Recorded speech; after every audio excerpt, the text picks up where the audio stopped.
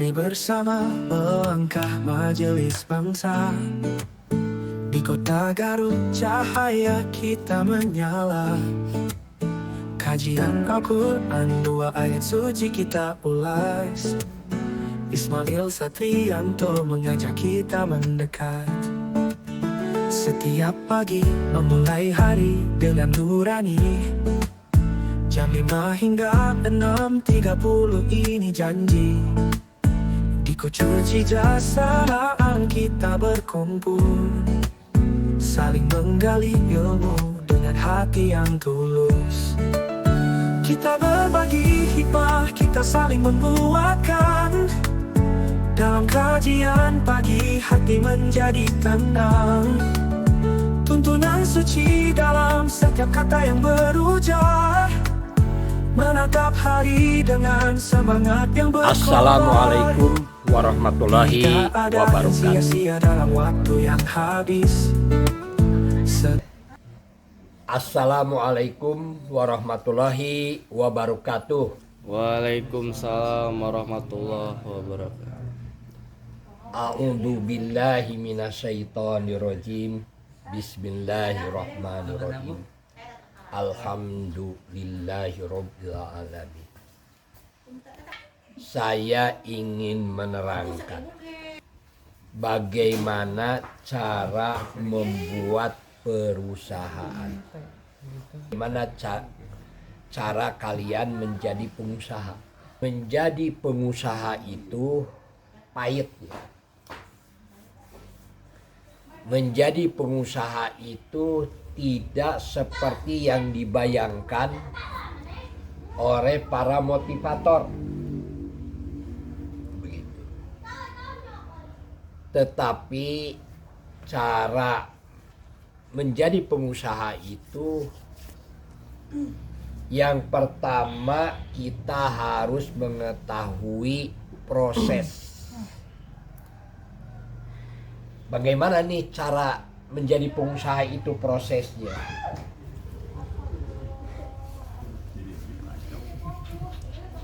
Untuk menjadi pengusaha membutuhkan proses kurang lebih 10.000 jam. Ini prosesnya, 10.000 jam itu harus dilalui. Jadi 10.000 jam harus dilalui dari nol, dari memulai usaha dalam satu bidang usaha sampai 6 bulan. Itu biasanya cash flow-nya min. Yang kedua, dari 6 bulan sampai 1 tahun biasanya pendapatan sudah didapat, tetapi tidak sesuai dengan kinerja yang kita lakukan. Bekerja, tetapi pendapatannya tidak sesuai antara hasil dengan usaha yang kita lakukan. Lalu dari 1 tahun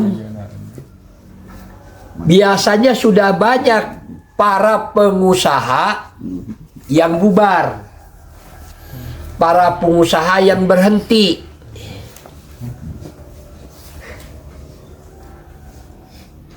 Lalu kembali lagi dia mengatakan bahwa produknya kurang sesuai dengan pasar,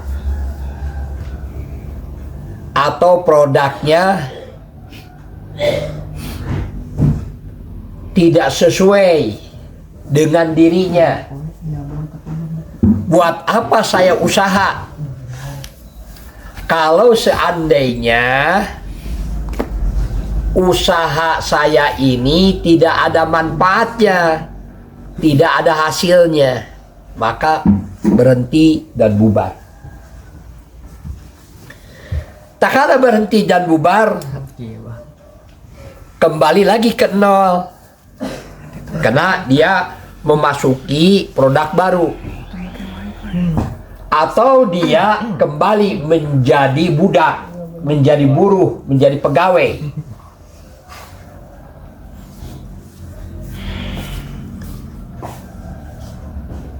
Kalau dia memaksakan diri, meskipun pendapatan kurang, usaha yang dilakukan sudah merasa maksimal, capek, tapi dia memaksakan diri, maka dia akan melakukan pemaksaan itu meskipun hasilnya kurang, tapi dia akan terus melakukannya. Sudah 1 tahun atau 12 bulan, 13 bulan, 14 bulan dan sebagainya, ini sudah mulai orang tuanya komplain. Lalu kalau dia sudah punya istri, istrinya juga komplain. Kalau dia punya anak, anaknya juga sama komplain. Buat ngapain Bapak melakukan perbuatan seperti itu kalau tidak ada hasilnya? Anak saya komplain. Bapak melakukan bisnis tapi bisnisnya tidak ada hasilnya, begitu. Disinir-sinir sama keluarga, disinir-sinir sama anak.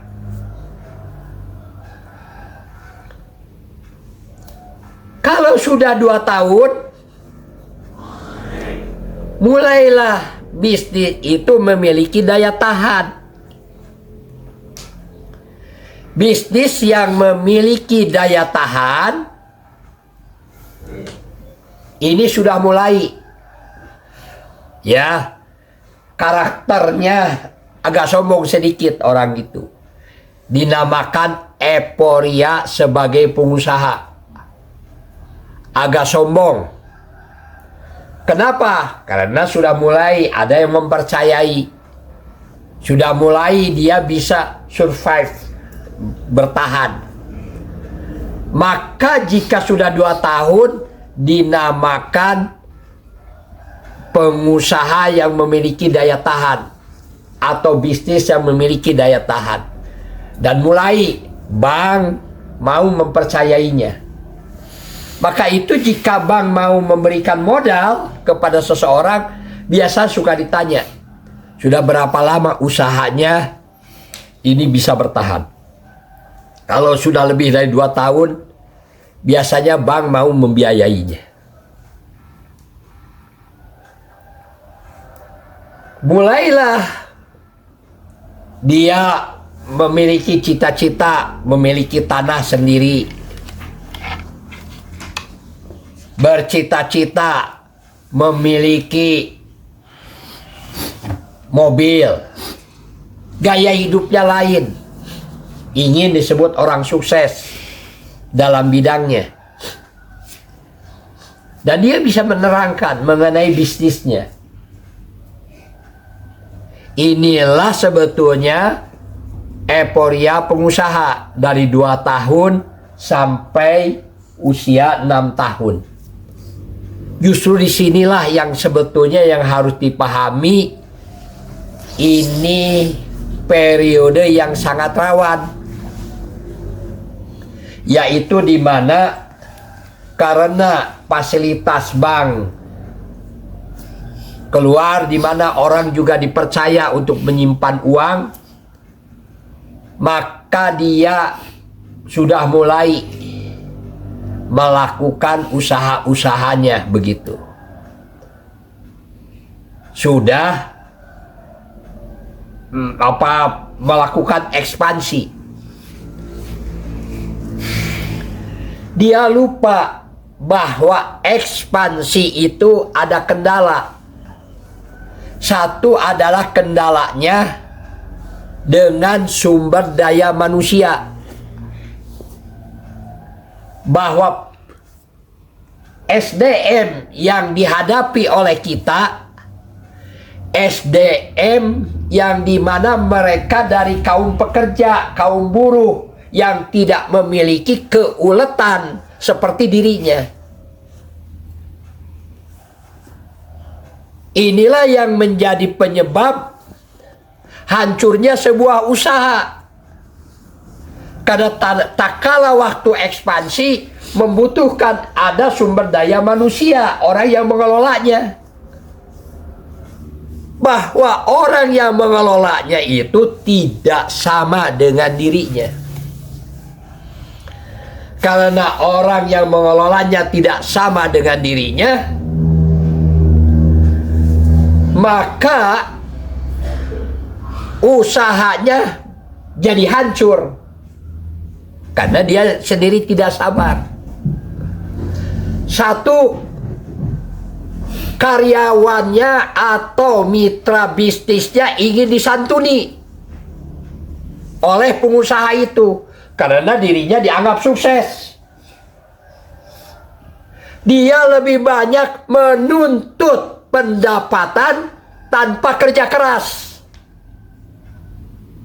Itu adalah kendala sumber daya manusia yang pertama. Sehingga usahanya tidak berjalan. Karena punya karyawan lebih banyak menuntut gaji, menuntut pendapatan, tapi kerjanya tidak baik, kerjanya brengsek. Kesadaran karyawan lebih-lebih sekarang, anak-anak gadget gitu, lebih banyak mereka bercita-cita ingin pendapatan besar, tetapi usaha dan kerja kerasnya, prosesnya tidak mau dilalui. Ini kendala yang pertama. Jadi punya karyawan ingin disantuni. Yang kedua, karyawannya tidak jujur. Kenapa dia tidak jujur? Karena karyawannya bukan seperti kita pengusaha. Kalau pengusaha, kalau tidak jujur, tidak dipercaya, dan dia tidak mau, tidak dipercaya. Karyawannya suka berbohong. Karyawannya tidak jujur. Ini adalah kendala yang kedua. Mengakal-akali catatan. Ya, berusaha melakukan perbuatan-perbuatan yang tidak pantas di tempat usaha. Inilah tantangan yang kedua dari sumber daya manusia.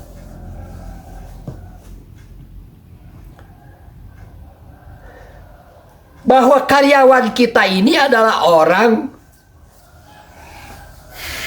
yang bukan berpengalaman, karena kita baru usaha. Beda dengan perusahaan yang sudah besar. Perusahaan yang sudah besar, orang datang diseleksi sesuai dengan kriteria.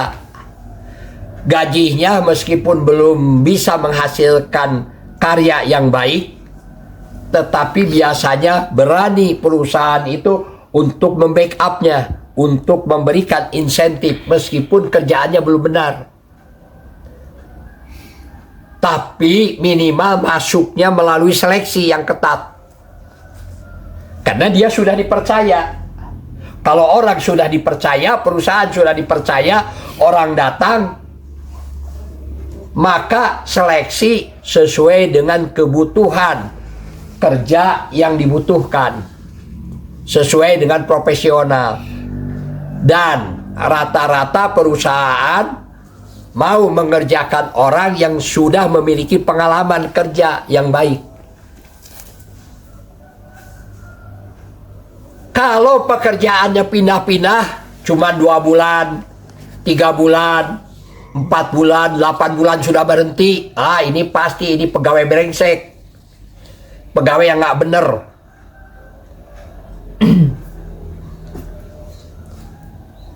Sulit ya. Kalau kita tahu orang berpindah-pindah pekerjaan itu kenapa? Karena dia tidak terpakai. Maka itu dia pindah-pindah pekerjaannya. Ini kendala yang nomor 3. Ya, tidak jujur.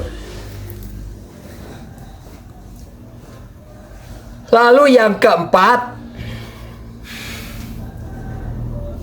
adalah di mana pegawai kita ini belum terlatih, karena kita kan belum dipercaya. Orang yang baru berusaha mencari pegawai yang bisa kerjasama dengan kita, dan pegawainya belum terlatih dalam bidang usaha yang dibutuhkan.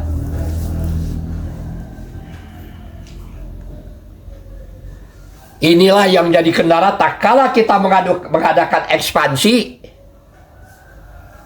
Ternyata kendala dari pegawai itu yang menjadi masalah.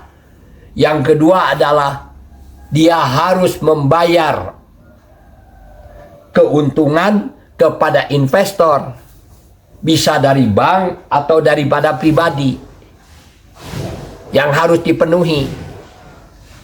Maka inilah masa rawan dan mengakibatkan menjadi bangkrut usahanya itu.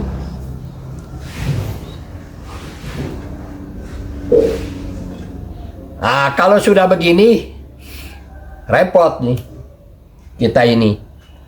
Akhirnya apa yang terjadi? Tadinya mau untung, tadinya ingin menjadi besar, keluarga sendiri jadi korban. Istri cerai karena istrinya menuntut pendapatan. Kalau dia tidak diberi nafkah, dia tidak mau. Maka lebih baik bercerai. Anak-anaknya juga menuntut.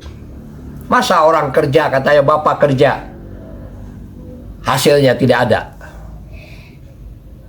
Maka inilah masa yang paling rawan di dalam membangun perusahaan, yaitu antara 2 tahun sampai 6 tahun kena gaya hidup.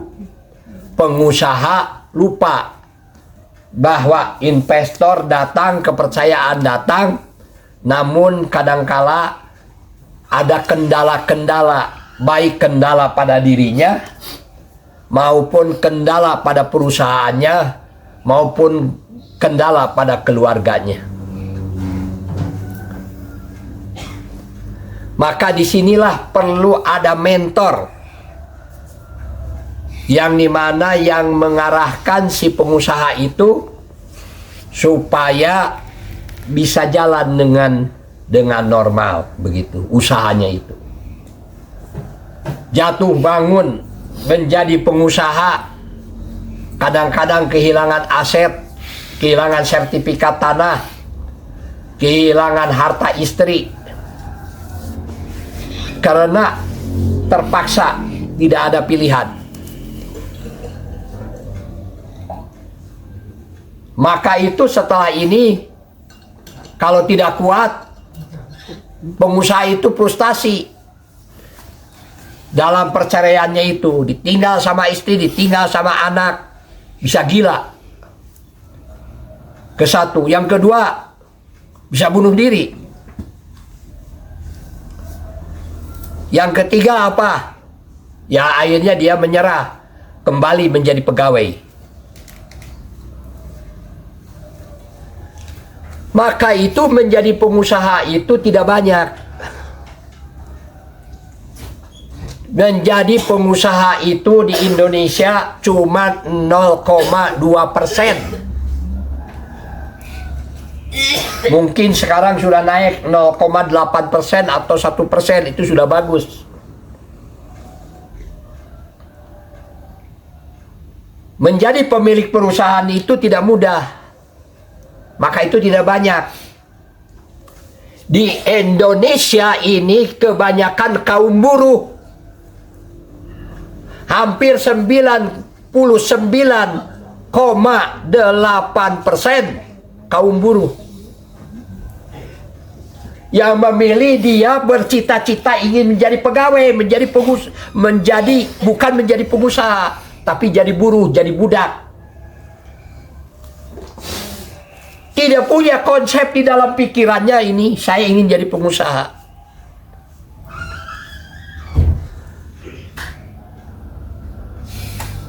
Inilah PR bagi orang-orang yang tinggal di rumah Pak Ismail. Dilatih melihat langsung mentornya bagaimana berhadapan dengan karyawannya. Tinggal di rumah Pak Ismail, ada acara, ada kegiatan, tidak pernah beliau memberitahu, tidak punya etika. Jadi karyawan itu kadang-kadang tidak punya etika.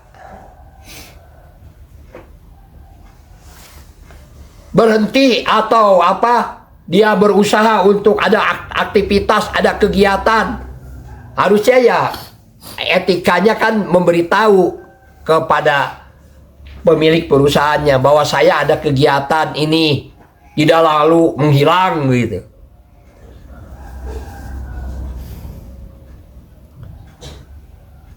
Ini memang menjadi PR bagi kita, bagi pengusaha, terutama bagi orang-orang yang ingin menjadi orang yang kaya. Karena miskin itu sudah pasti. Kalian menjadi pegawai itu sudah ketentuannya seperti itu.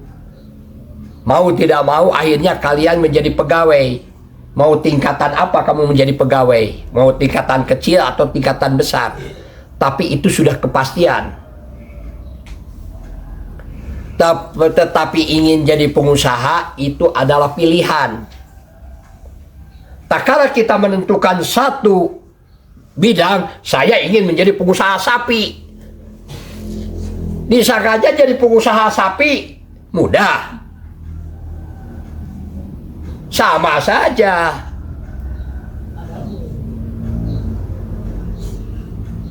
Ada kendala-kendala yang di mana kendala-kendala itu adalah letaknya pada sumber daya manusia dan kepada bagaimana dia harus membayar utang kepada investor. Jadi kesulitan pengusaha itu hanya dua sebetulnya: mengelola sumber daya manusia dan lancar membayar utang. Karena lancar membayar utang adalah menyangkut dengan kepercayaan. Jadi pengusaha itu adalah bisa dilakukan oleh siapa saja. Mau pengacara, mau dokter, mau guru, mau kepala sekolah, mau direktur, gitu ya. Orang menjadi pengusaha itu bisa dilakukan oleh siapa saja. Tetapi yang menjadi masalah sekarang ini, bagaimana sekarang kalau orang ingin menjadi pengusaha? Ini kan kita ini memiliki pegawai seperti saya menerangkan seperti ini. Orang dungu itu ya tetap saja ya, orang bodoh itu tetap saja sibuk aja dengan HP-nya, gitu kan. Padahal ini sesuatu yang harusnya diperhatikan, tapi dia tidak sadar. Meskipun ditegur oleh saya, seperti disinir-sinir begini, ya seperti itu kan sudah dipastikan orang seperti itu tidak akan pernah terpakai itu, terbiasa seperti itu, tidak menghargai orang bicara begitu. Bagaimana dia mau terpakai nanti? Ini memang kendala dalam sumber daya manusia. Ya, kendala pada sumber daya manusia bukannya bertanya, tetapi dia asik saja dengan dirinya. Lalu bagaimana nasib orang seperti ini? Sudah terlihat oleh kita dia itu tidak terpakai. Ya, ngomongnya tara begitu. Konsentrasi lah terus saya nggak hajakeun. Sebetulnya jelma yang begini itu harus diusir dari tempat pekerjaan itu. Karena dia tidak berguna. Karena dia tinggal di rumah Pak Ismail, tidak seperti itu. Tidak diusir. Kenapa? Karena memang saya berusaha menjadikan kalian ini menjadi para pengusaha. Minimal kalau kalian tidak menjadi pengusaha, menjadi pegawai yang terpakai saja. Ini sudah lumayan.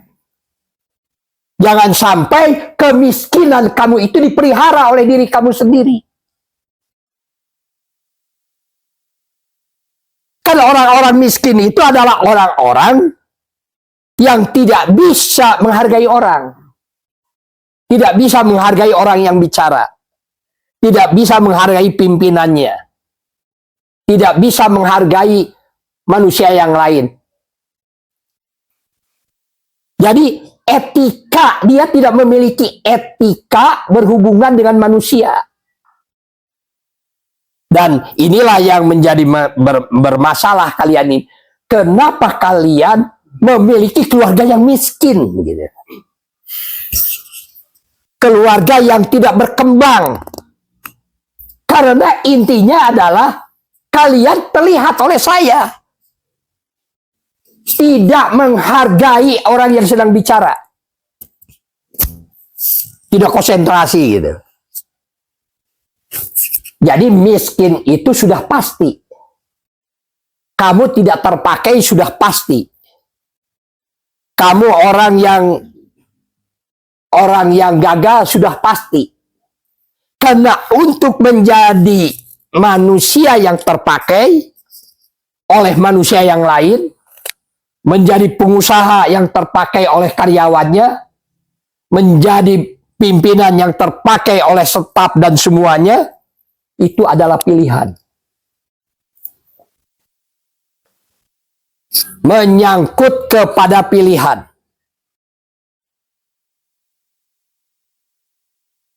Ini adalah PR bagi kalian.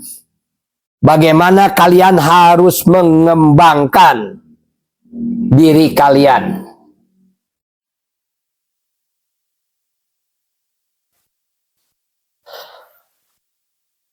Tadi dikatakan bahwa proses waktu yang dijalani itu adalah dari 0 sampai 6 bulan cash flow-nya min. Dari 6 bulan sampai 1 tahun sudah ada pendapatan, tetapi hasilnya masih tidak sebanding antara kinerja dengan pendapatan. Sudah 1 tahun sampai 2 tahun, meskipun tidak sesuai dengan pendapatan, tetapi dia memaksakan diri. Karena tidak ada pilihan. Maka setelah 2 tahun ke sana, itu mulailah dia menjadi orang yang memiliki daya tahan sebagai pengusaha. Baru proses pertama, 2 tahun pertama itu punya daya tahan. Setelah punya daya tahan, dia sudah mulai ingin punya rumah sendiri, ingin punya kendaraan, gaya hidupnya menjadi lain. Karena dia punya uang. Uangnya dari mana? Uangnya biasanya dari investor, dari bank. Uangnya dari mana? Uangnya biasanya dari investor, dari teman yang mempercayai dirinya. 2 tahun sampai 6 tahun, ini adalah proses euforia, dan setelah 6 tahun, ke sana biasanya usahanya bisa ada sampai mati. Jadi kalau orang tua kamu ngawarung, warungnya 10 tahun, itu biasanya sampai meninggal dikelola saja usaha itu. Karena sudah lebih dari 6 tahun. Nah, sekarang adalah itu adalah di dalam proses ya. Sekarang bagaimana sekarang orang mau berusaha? Biasanya orang berusaha bagi para pegawai yang keluar dari usahanya, dia punya uang. Para pensiunan ya, dia punya uang. Karena uangnya cukup besar, sekitar 60 juta, 70 juta. Ya, dia punya uang.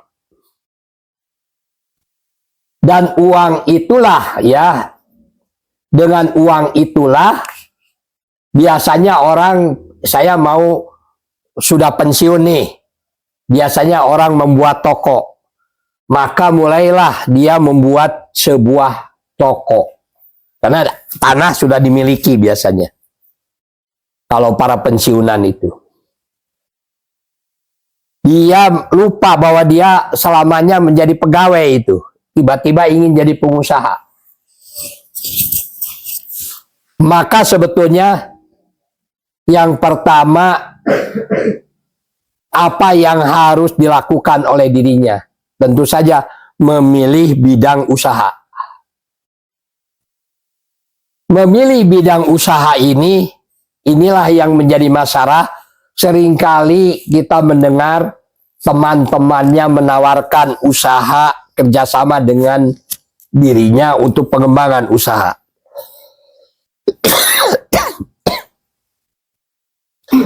Maka yang pertama, jika orang sekarang mau usaha, usahanya dalam bidang apa?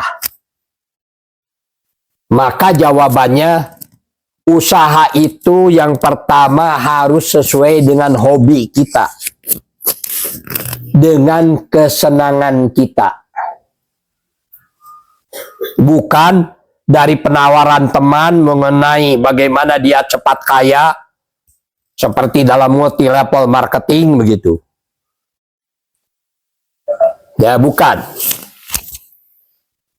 Tetapi harus dimulai dari passion yang ada di dalam diri. Potensi yang ada dalam diri, kesenangan yang ada dalam diri sendiri, yang cocok usaha apa yang sesuai dengan diri, adalah sesuai dengan hobi dan kesenangan. Nah, kalau kita ini punya senang olahraga, ya sebaiknya usahanya dalam bidang olahraga. Kalau kita senang mancing, ya usahanya di dalam bidang mancing. Kalau kita senang memasak, ya kita usahanya dalam bidang kuliner. Gitu. Kalau kita senang berpakaian rapi dan sebagainya, berarti kita usahanya dalam bidang pakaian. Jadi usahakan sebuah produk yang kita miliki itu yang hendak diluncurkan, dijual oleh kita ini, yang pertama sesuai dengan hobi kita, sesuai dengan kekuatan yang ada dalam diri kita. Bagi orang yang sudah bekerja di luar yang bekerja sebagai pegawai, diusahakan saja dengan pekerjaan yang ada di kantornya. Di kantornya itu dia biasa memegang apa? Dia berusaha dalam bidang apa? Jadi yang ada hubungannya, usahanya dengan yang ada di kantornya. Kalau dia senang memfotokopi gitu, senang menggandakan, ya usahanya dalam bidang itu. Fotokopi, usaha penggandaan begitu.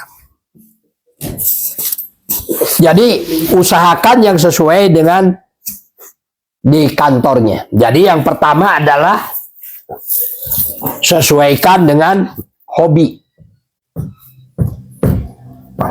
atau kesenangan. Hobi atau kesenangan.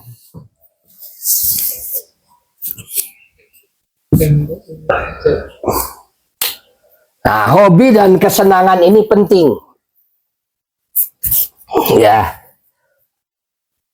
Kalau orang senang konten kreator, pegang laptop, senang ini, ya hobi. Usahanya dalam bidang itu saja. Jadi dalam bidang konten kreator. Ya, kalau orang senang itu, ya usahakan dalam bidang itu saja. sampai akhirnya orang percaya kepada dirinya, orang meminta tolong untuk membuat promosi begitu, untuk membuat promosi, untuk membuat kampanye produk atau apa dan sebagainya. Jadi usahakan kalau kita sudah menetapkan satu bidang usaha, itu saja di ini kan. Kalau orang senang ke bengkel, ya orang memperbaiki bengkel. Di sini itu kalau ada yang rusak, perbaiki bengkel begitu. Dijadikan alat ini, alat apa? Alat percobaan begitu dan sebagainya. Sehingga kalau orang senang mencukur, kalau dulu kita ini sudah ada mesin cukur ya, maka setiap orang dicukurin gitu semua. Akhirnya jadi juga tukang cukur ya. Sudah ada 3 orang yang jadi tukang cukur begitu. Dan memang sengaja ininya membeli alat cukur begitu. Membeli alat cukur itu memang selain untuk pelatihan kalian menjadi pengusaha supaya kalian membiasakan diri sesuai dengan fashionnya.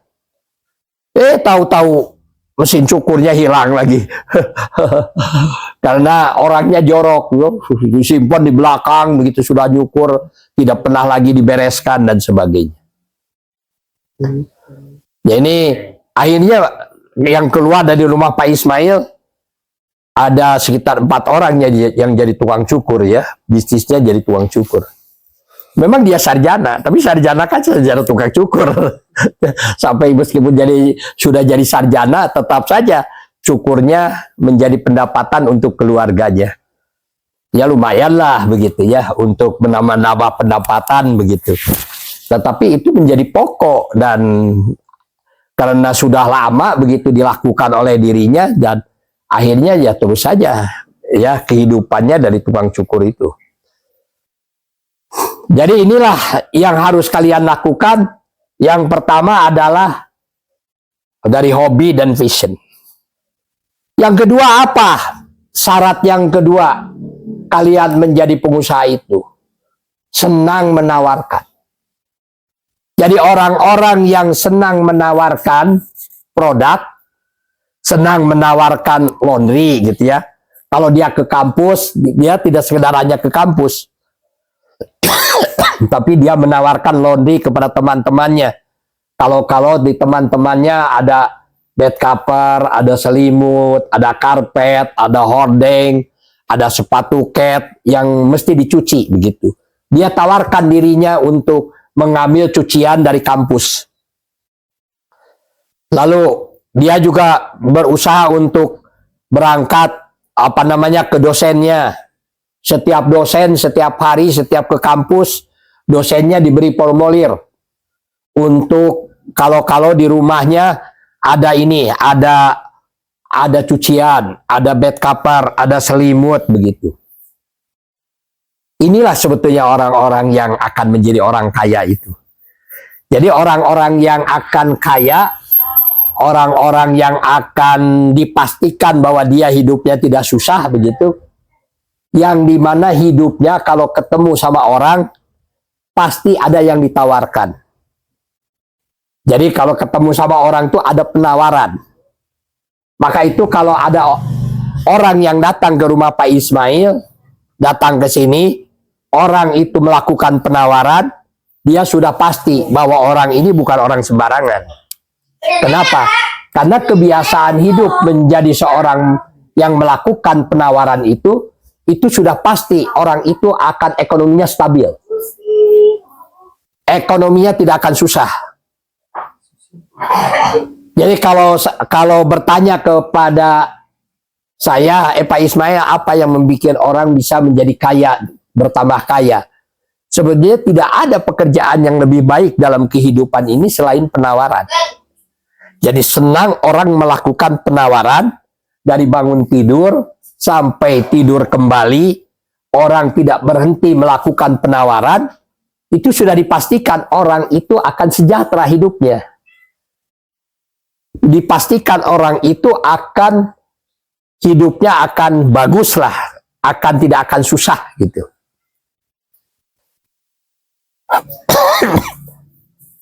Apa kelemahan sekolah sehingga sekolahnya menjadi bangkrut gitu?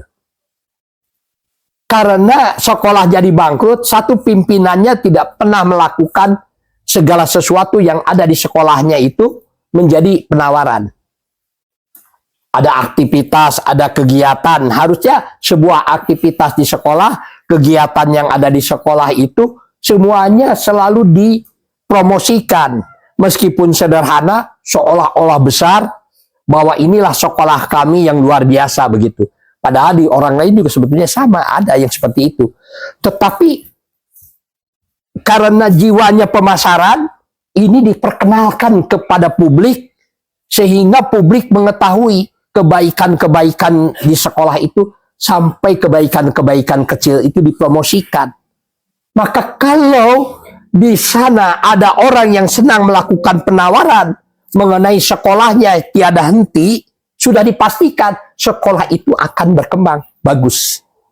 Lebih-lebih kepala sekolahnya berhasil menjadikan semua gurunya itu senang melakukan penawaran. Setiap siswa di kelas di posting, lagi ngobrol di kelas, di posting, semua.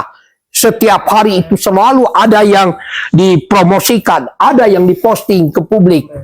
Sudah dipastikan sekolah itu akan berkembang. Tetapi sekolah yang buruk karena dikelola oleh para buruh, para pegawai. Buruk itu. Kenapa? Karena tidak ada jiwa melakukan penawaran. Kalian menjadi guru, guru itu ada guru yang selalu senang melakukan penawaran, ada guru yang tidak senang melakukan penawaran. Maka guru yang baik adalah guru yang senang melakukan penawaran. Maka akan terus diberitakan ke sana kemari menjadi promosi bagi sekolahnya. Tapi kalau hanya sekedar penumpang, jadi datang ke tempat itu dia jadi penumpang. Seperti orang naik angkot gitu, jadi penumpang. Seperti di rumah Pak Ismail di sini, jadi penumpang di rumah Pak Ismail. Hanya ngilu dahar, ngilu sare, ngilu gawe. Ngilu dahar, ngilu gawe, etate tidak berguna orang ini. Ya, dan itu tidak disadari. Pagawean maraneh teh teka pake. Lalu luka pake nu kumaha. Luka pake teh pagawean maneh diposting. Sok pamilemkeun. Lalu dipilem pagawean anak teh. Setelah dipilem pekerjaannya, lalu diberitakan kepada yang lain mengenai pekerjaan dirinya. Sehingga keberadaan kamu di sini menjadi orang yang menambah plus. Bapak tinggal di bagian nyuci. Dicuci itu di film. Suruh ini nih, Ibrahim memfilm. Dari mulai ini dimasukkan ke TikTok, dimasukkan, ya itu orang kan melihat bagaimana kesungguh-sungguhan orang itu. Dan secara tidak disadari akan senang orang kepada Bapak, akan senang kita ini kepada kita. Kenapa? Karena kita memang sungguh-sungguh melakukan pekerjaan itu. Jadi ada penumpang. Siapa penumpang itu? Penumpang itu guru yang jadi penumpang, orang yang hanya sekedar mengajar, setelah mengajar pulang. Itu penumpang. Itu tidak ada manfaatnya guru seperti itu. Guru yang baik adalah orang yang datang ke sekolah, dia punya jiwa pemasaran, ada saja yang ditawarkan. Dia membuat produk di sekolahnya. Ada buktinya. Lalu di-share, diberitakan kepada yang lain bahwa di sekolah ini ada yang seperti ini. Sehingga apa? Sehingga menjadi penawaran bagi siapa saja yang ada di tempat itu. Jadi mari kita ini tidak menjadi penumpang di dunia ini. Mari kita ini menjadi orang yang bermanfaat di dunia ini. Lalu yang menjadi pertanyaan, pekerjaan apa yang terbaik bagi kita ini? Yang terbaik pekerjaan kita ini adalah dari mulai bangun tidur sampai tidur kembali, kita ini harus senang melakukan penawaran. Kalau ini sudah dilakukan, sudah selesai sebetulnya. Karena semua itu akhirnya akan berkembang dengan sendirinya. Produksinya akan berkembang, administrasinya akan berkembang, manajemennya, rumahnya, dan sebagainya akan berkembang. Kenapa? Karena di selalu kita ini ada karakter kesenangan melakukan penawaran, itulah pekerjaan yang terbaik dalam diri kita. Apapun kehebatan kamu, kamu bisa membuat apapun, kamu memiliki keterampilan apapun. Tetapi kalau kamu tidak pernah menawarkan pada orang lain, tidak pernah kamu ini menawarkan pada Ibu Yuli begitu. Kamu ingin jadi guru taman kanak-kanak, tapi tidak pernah kamu menawarkan kepada Ibu Yuli untuk mengelola anak gitu. Yang ada di sini. Padahal kalau mengelola anak yang ada di sini serius dibayar juga oleh Ibu Yuli. Tapi karena tidak punya jiwa pemasaran, inginnya hanya dilayani orang, inginnya hanya disantuni orang, ya tidak bisa. Orang akan berkembang. Orang seperti itu. Jadi apa pekerjaan yang terbaik? Melakukan penawaran. Jadi yang pertama adalah tadi mulailah kita dari hobi. Mulailah dari hobi. Mulailah dari kesenangan. Yang kedua adalah mulailah kita ini dari punya jiwa melakukan senang penawaran. Dari mulai bangun tidur sampai tidur lagi, kita ini harus melakukan penawaran. Lalu yang ketiga adalah kita harus memiliki kantor dan membenahi kantor dan menata kantor. Kalau kita kesadaran kita bahwa saya sudah ngantor, saya memiliki kantor, saya memiliki tempat usaha, dan tempat usahanya mulai ditata, mulai dibersihkan, mulai diperindah, itulah penawaran yang terbaik. Jadi kalau kalian datang ke tempat Pak Ismail, setiap hari kalian ini tidak pernah menata kantor, tidak pernah membereskan kantor, kalian hanya sampah dan membuang sampah. Karena kalian tidak memiliki jiwa untuk menata kantor ini. Tidak memiliki jiwa untuk membereskan kantor ini. Jadilah kalian orang yang senang mengelola kantor, menata kantor, menyimpan segala sesuatu pada tempatnya, indah, sehingga kantor kita menjadi kantor yang dipercaya dan terpercaya, karena terlihat keseriusannya.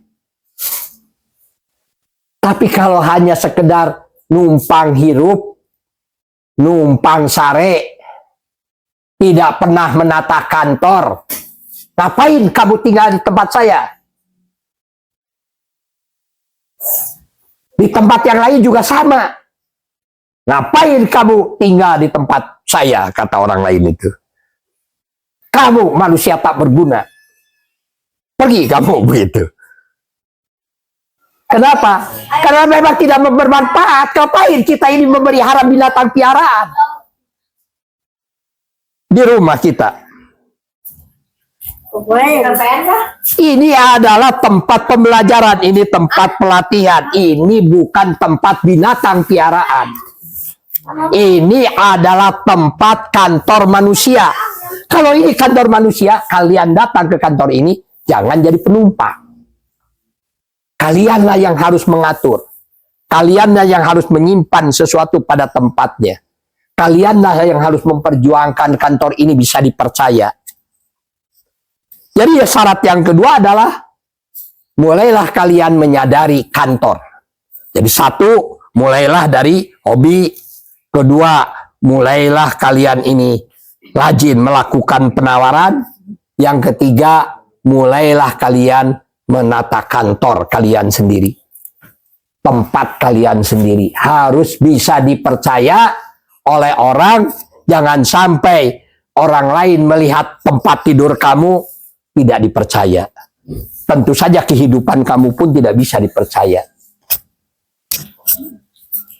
Terpaksa kalau di perusahaan yang seperti ini sudah dipecat. Ya. Karena ada di rumah Pak Ismail, memang rumah Pak Ismail untuk meluruskan orang yang seperti ini. Orang yang seperti kamu itu. Yang tidak terpakai itu. Harus bisa menjadi terpakai. Harus terasa manfaatnya. Keberadaan kamu di sebuah tempat itu. Karena sebaik-baiknya manusia adalah manusia yang berguna bagi orang lain. Dan berguna orang lain itu adalah kamu menata kantor. Jadi kalau sudah selesai acara ini, yang pertama apa yang kamu lakukan? Jangan lalu masuk ke kamar masing-masing. Kalau sudah selesai, kamu tata kantor ini dengan baik dan benar. Maka ini harus ada satu orang yang urusannya kepada lab. Sebetulnya setiap hari harus ada yang ngurus lab. Ditekan, dia ngurus lab saja. Kalau sudah dikumpul ke labnya, masukkan ke mesin cuci, lalu dikeringkan. Besoknya lagi acara seperti ini setelah selesai bagikan lagi lab itu. Jadi semua itu harus memegang labnya masing-masing. Kalau sudah selesai diambil lagi, ditarik. Lalu kalau sudah ditarik, lalu dimasukkan ke mesin cuci. Dan ini harus rutin.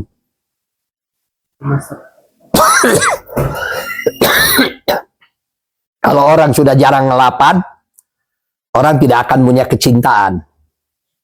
Wanita juga sudah tidak jarang dibelai oleh laki-laki, ya tidak akan cinta. Kamu ini wanita ini terhadap laki-laki. Ya, kamu ini menjadi cinta kepada laki-laki karena kamu banyak dibelai oleh laki-laki. Laki-laki yang suka membelai wanita, ya laki-laki yang bisa mempertahankan keutuhan rumah tangganya. Artinya ada kepedulian. Nah ini juga sama. Urusan membelai-belai ini, ya urusan dengan lab. Jadi harus ada ini petugas yang membagikan lab. Lalu jangan sampai barang bertumpuk-tumpuk tidak karuan. Tidak ada yang bertanggung jawab. Tuh lihat sebelah sana. Wah ya. Baru ini mungkin penyimpanan juga banyak debu gitu, disimpan di atas debu. Karena si ininya jarang dielap. Nah itu ya. Lalu yang ketiga adalah bahwa kita ini harus memiliki, yang keempat harus memiliki database pelanggan. Nah database pelanggan ini penting ya. Maka itu di handphone kita ini harus memiliki 30.000 lebih nomor. Jadi ini setiap orang yang tinggal di rumah Pak Ismail ini harus menabung. Jadi dia harus memiliki 30.000 nomor.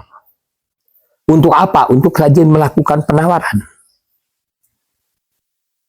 Maka dilihat orang-orang miskin yang hidupnya sudah dipastikan miskin itu, yang dimana handphone digitalnya di bawah 1.000 gitu, di bawah 2.000 gesta menges harapan ke Bengharen.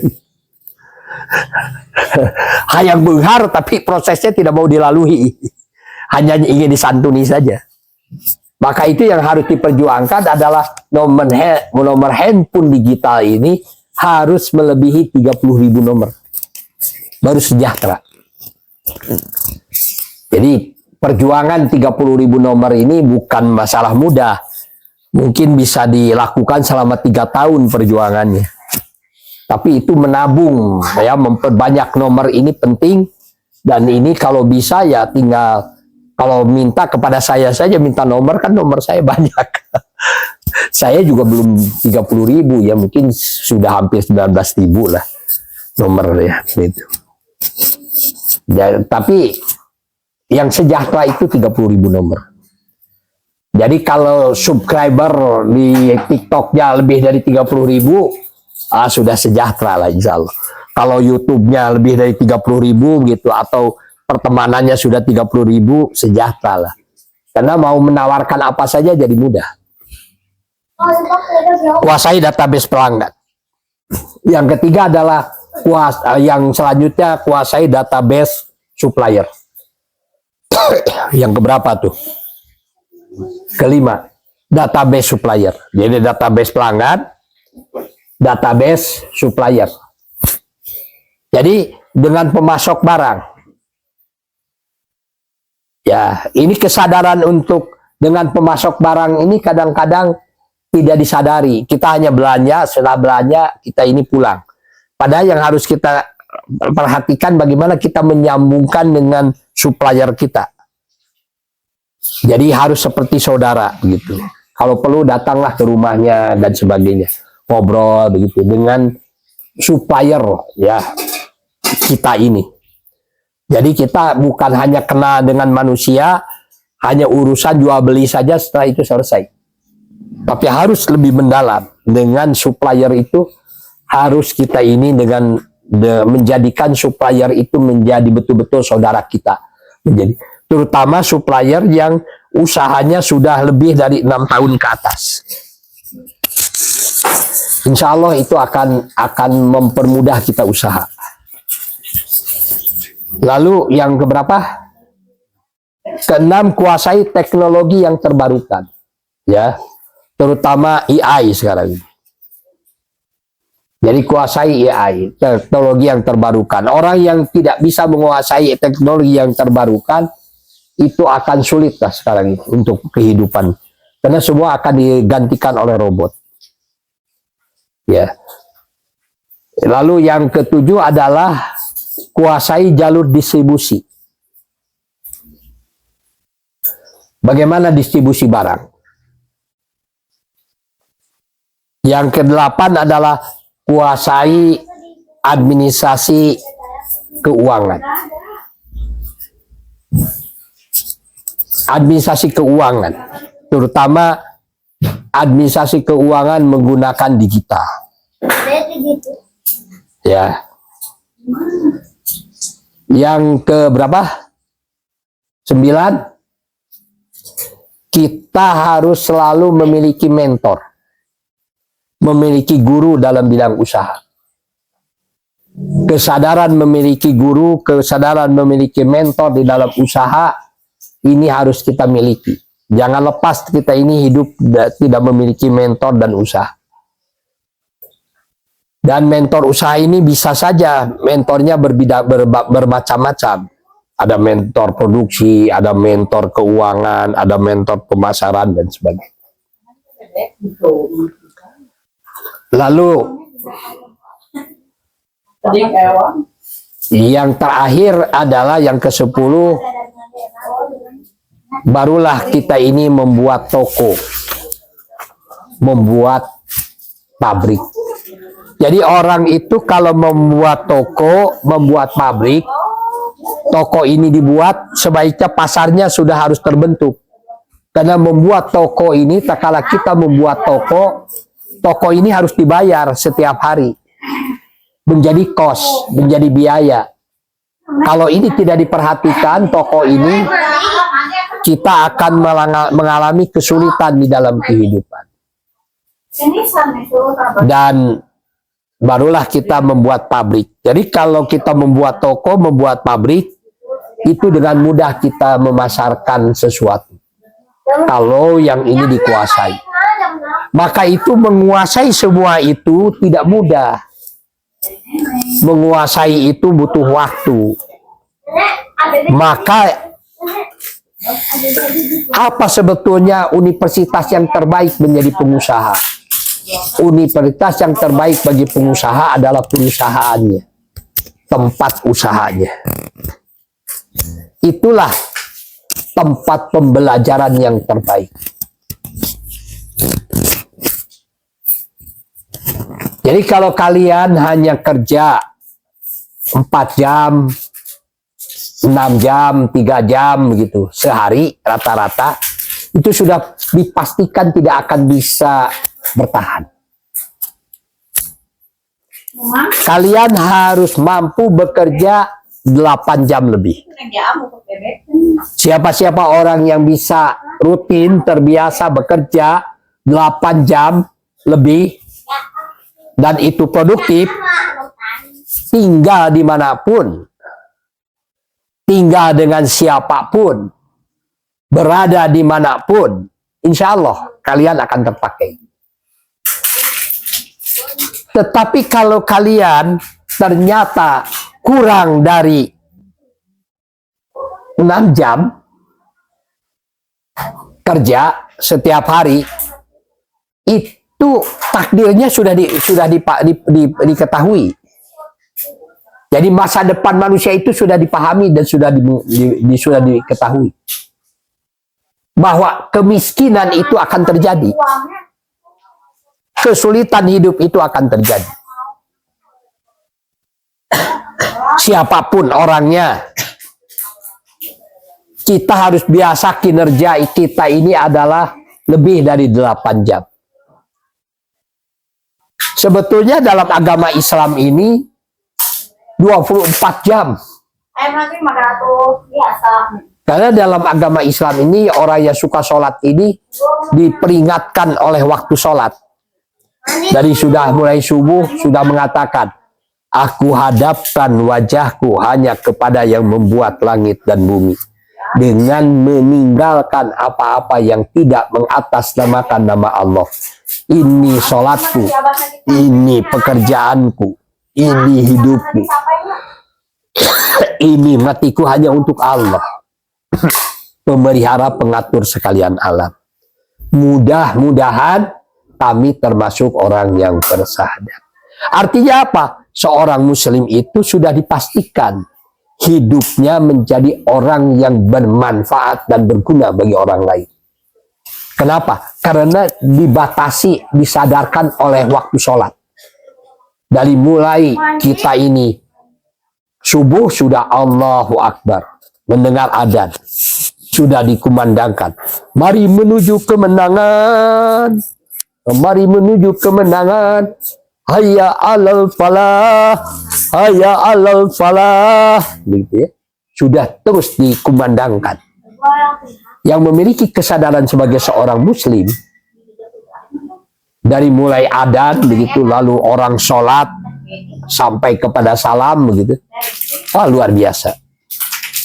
Ini sistem yang luar biasa. Itu saja ya. Bisa bersama Ismail Satrianto Angga Praja. Mudah-mudahan pemahaman ini bisa dipahami oleh kalian semua. Sebenarnya mah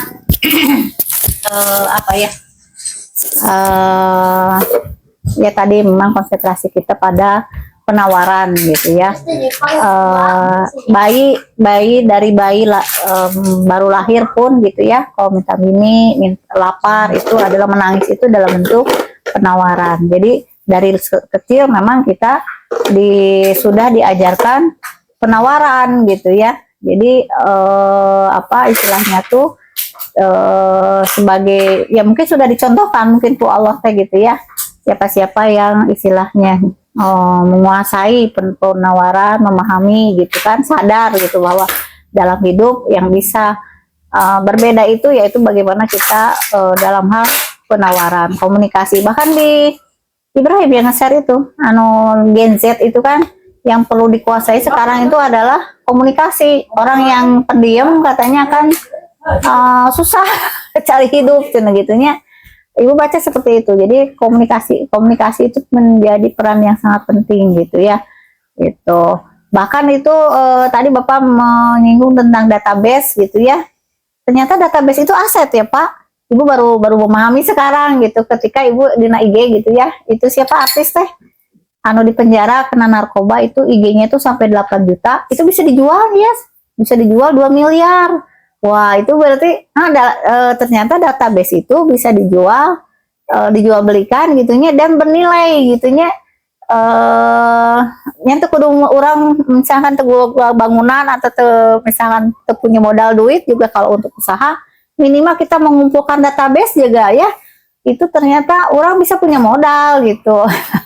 Zaman ayeuna gitu ada hal-hal yang memang dulu mah kan harus bangunan gitu ya, harus apa istilahnya emas gitu kan. Ternyata sekarang mengumpulkan nomor telepon, baik mungkin bisa IG atau WhatsApp atau apapun, apa di YouTube juga mungkin subscriber tadi kata Bapak ya, itu kalau misalkan kita butuh uang gitu ya, itu karena di penjara gitu manusia nanti apa istilahnya butuh uang, itu bisa dijual belikan gitu sampai 2 miliar gitu, kita punya uang 2 miliar kan gitu ya. Nah itu rajin, penting mah ketekunan menyapa ya, ketekunan, keyakinan gitu ya. Masa kalian yang generasi muda, generasi yang memang generasi digital tidak paham itu gitunya. Kalau paham itu orang lain bisa, karena kita tidak bisa gitu ya. Tinggal ketekunan saja. Bapak juga kan sekarang tekun saja, ira harek monetasi tidak jadi masalah, mending mah terus apa istilahnya teh ngupload gitu ya. Sampainya mungkin ada yang dipermudah, yang dipersulit itu mah urusan Allah gitunya. Yang penting kita tekun saja gitu, yakin saja, iman saja bahwa ini akan nyampe suatu saat nanti gitu ya. Bapak yang usianya udah 64, apalagi kalian yang masih muda gitu ya, masa tidak paham hal gitu ya. Jangan sampai tadi ngobrol jeung Dede tidak kebanyakan baru dak ayeuna mah bukan game cenah gitunya. Main game teh ya di tempat kuliah, di sini mungkin ya. Ada waktu senggang itu main game. Kalau perempuan mungkin drakor gitu ya. Jadi daripada begitu, mendingan dikonsentrasikan pada hal-hal yang positif dan produktif untuk masa depan kita gitu ya. Gitu. Karena apa, kalian tuh sama berat hidupnya gitunya daripada bapak dan ibu, lapangan kerja semakin sempit, semakin susah gitu ya. Biaya hidup semakin mahal gitunya. Kalau kalian tidak sadar, ya sudah terlindas gitu ya. Ya, gitu saja mungkin dari Ibu. Mohon maaf. Assalamualaikum warahmatullahi wabarakatuh.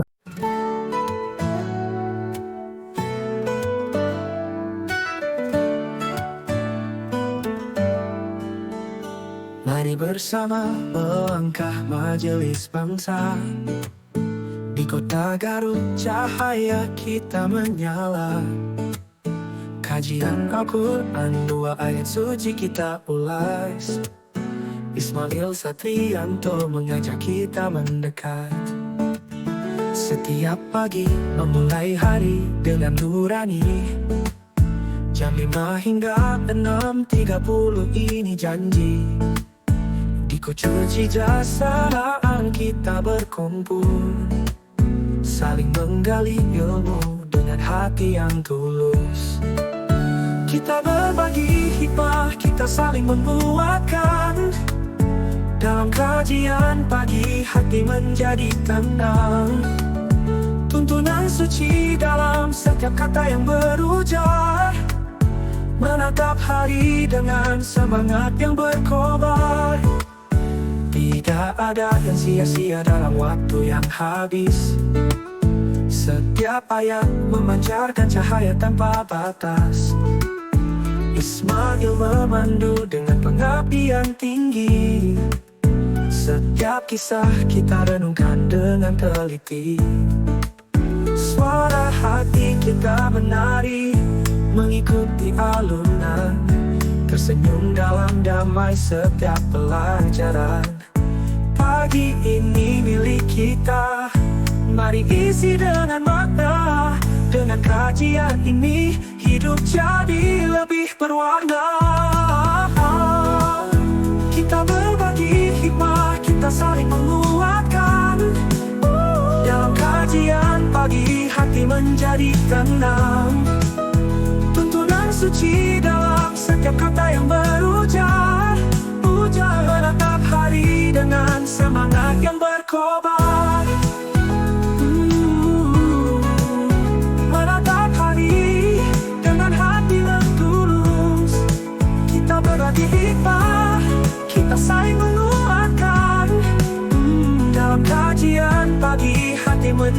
tenang. Tuntunan suci dalam setiap kata yang berujar. Menatap hari dengan semangat yang berkobar.